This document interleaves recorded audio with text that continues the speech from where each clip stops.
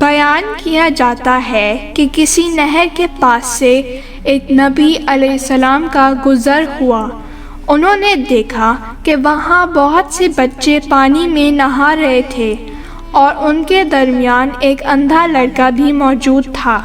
لڑکے اس سے شرارتیں کر رہے تھے، اس کا سر پکڑ کر پانی میں ڈبو رہے تھے، اور کچھ لڑکے جو زیادہ شریف تھے وہ اسے وقفے سے پیٹ بھی رہے تھے۔ جب نبی نے بچے کی اس مظلومیت کو دیکھا تو انہیں اس پر بڑا رحم آیا، اور انہوں نے خدا سے درخواست کی، پروردگار اسے بینائی عطا کر تاکہ بچے اس سے اس حد تک نہ ستائیں۔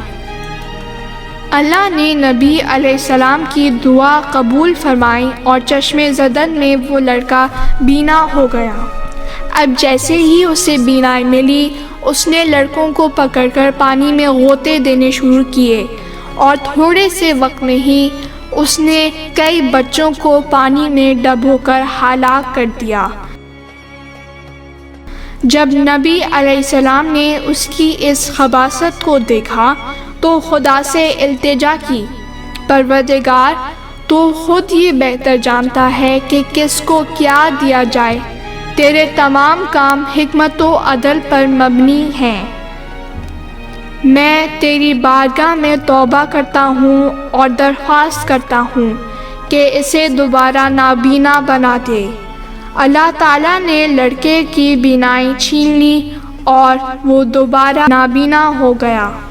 اس طرح کی مزید تحقیقی، علمی اور تاریخی ویڈیوز دیکھنے کے لیے چینل کو سبسکرائب کیجیے اور بیل آئیکن پہ کلک کیجیے۔ ویڈیو کو لائک کریں اور کامنٹس کے ذریعے بتائیے کہ آپ کو ویڈیو کیسی لگی۔ اگلی ویڈیو تک کے لیے خدا نگہدار۔